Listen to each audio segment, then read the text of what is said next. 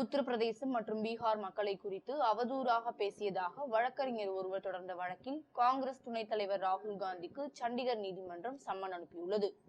கடந்த 2011ஆம் ஆண்டு உத்தரப்பிரதேச சட்டப்பேரவைக்கு தேர்தல் நடைபெற்றது. அப்போது அகில இந்திய இளைஞர் காங்கிரஸ் தலைவராக இருந்த ராகுல் காந்தி நவம்பர் 14ஆம் தேதி புலம்பூரில் நடைபெற்ற தேர்தல் பிரச்சார கூட்டத்தில் கலந்து கொண்டு பேசினார். அப்போது கூட்டத்தினரை பார்த்து, நீங்கள் எவ்வளவு நாள்களுக்கு டெல்லிக்கும் பஞ்சாபுக்கும் சென்று தொழிலாளியாக வேலை பார்ப்பீர்கள், மகாராஷ்டிரத்தில் எத்தனை நாள்களுக்கு வேலைக்காக கையேந்துவீர்கள் என்று கேள்வி எழுப்பியிருந்தார். ராகுலின் இந்த கருத்து பீகார் மற்றும் உத்தரப்பிரதேச மக்களை இழிவுபடுத்துவதாக உள்ளது என்று கூறி வழக்கறிஞர் ஒருவர் சண்டிகரில் உள்ள நீதிமன்றத்தில் வழக்கு தொடர்ந்தார். இந்த மனுவை விசாரணைக்கு ஏற்றுக்கொண்ட நீதிபதி ஜஸ்விந்தர் சிங் ராகுல் காந்தி 19ஆம் தேதி நீதிமன்றத்தில் ஆஜராகும்படி சம்மன் அனுப்பினார். மேலும் வாதி அல்லது மனுதாரர் தங்கள் மீது மேற்படி வழக்கை தொடர்ந்துள்ளார் எனவும், எனவே நீங்கள் அல்லது தங்களது வழக்கறிஞர் வருகின்ற 19ஆம் தேதி அன்று இந்த நீதிமன்றத்தில் ஆஜராகி தங்கள் தரப்பிலான விளக்கத்தை அளிக்க வேண்டும் என்றும் சம்மனில் கூறப்பட்டுள்ளது.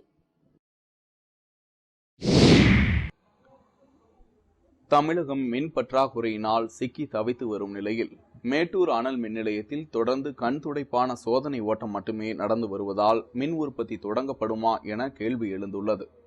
மேட்டூரில் 840 மெகாவாட் கொண்ட அனல் மின் நிலையம் செயல்பட்டு வந்தது.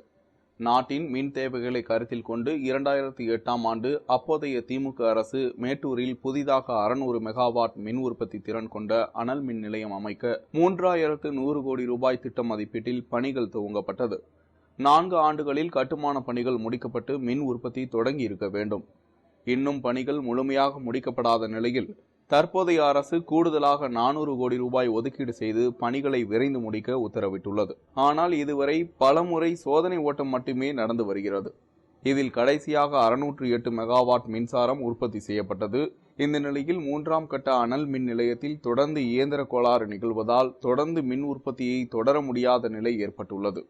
மேலும் புதிய அனல் மின் நிலையத்திற்கு போதுமான நிலக்கரி கொண்டு வருவதற்கான ரயில்வே வழித்தடம் இன்னும் அமைக்கப்படாத நிலையில் தற்போது சோதனை ஓட்டம் மீண்டும் தொடங்கப்பட்டு இருப்பது குறிப்பிடத்தக்கது. கடைகளில் மறைத்து விற்பனை செய்யப்பட்டு வந்த தடை செய்யப்பட்ட பான் குட்கா பொருட்களை உணவு பாதுகாப்பு அதிகாரிகள் பறிமுதல் செய்து நடவடிக்கை மேற்கொண்டு வருகின்றனர். தமிழகத்தில் அண்மையில் புகையிலை பொருட்கள் மற்றும் பான் பராக், குட்கா போன்ற போதைப் பொருட்களுக்கு தடை விதித்து தமிழக அரசு உத்தரவிட்டது. இதனைத் தொடர்ந்து தமிழகம் முழுவதும் பல்வேறு கடைகளில் தடை செய்யப்பட்ட போதைப் பொருட்கள் மறைத்து வைக்கப்பட்டு விற்பனை செய்யப்பட்டு வருவதாக கூறப்படுகிறது. இதுகுறித்து தகவல் அறிந்த திருவள்ளூர் மாவட்ட உணவு பாதுகாப்பு நியமன அலுவலர் செந்தில் முருகன் உத்தரவின் பேரில் சென்னை அருகே உள்ள அண்ணாநகர், கோட்டூர், பாடி, முகப்பேர், கள்ளிக்குப்பம், அம்பத்தூர் போன்ற பகுதிகளில் உள்ள கடைகளில் உணவு பாதுகாப்பு அலுவலர்கள் திடீரென சோதனை மேற்கொண்டனர். அப்போது தடை செய்யப்பட்ட பான் பராக், பான் மசாலா உள்ளிட்ட புகையிலை பொருட்கள் பறிமுதல் செய்யப்பட்டது. மேலும் தரம் குறைவான முறையில் விற்பனை செய்யப்பட்டு வந்த டீத்தூள் உள்ளிட்ட பொருட்களை பறிமுதல் செய்த அதிகாரிகள் இதுபோன்ற நடவடிக்கைகளில் வியாபாரிகள் ஈடுபட்டால் உணவு பாதுகாப்பு சட்டம் மற்றும் தர நிர்ணய சட்டம் மூலமாக நடவடிக்கை எடுக்கப்படும் என எச்சரிக்கை விடுத்தனர். இந்தியா ஐக்கிய அரபு நாடுகளுடன் நல்ல நட்புறவை ஏற்படுத்தும் விதமாக பல்வேறு வர்த்தகங்கள் அடங்கிய கண்காட்சி துபாயில் சிறப்பாக துவங்கியது.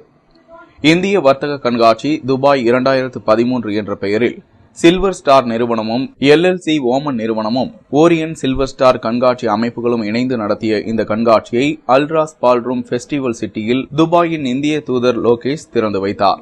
இக்கண்காட்சி தொடக்க விழாவில் இந்திய தூதரக பொதுச் செயலாளர் சஞ்சய் வர்மா மற்றும் முக்கிய பிரமுகர்கள், தொழில் அதிபர்கள் மற்றும் பொதுமக்கள் ஏராளமானோர் கலந்து கொண்டனர்.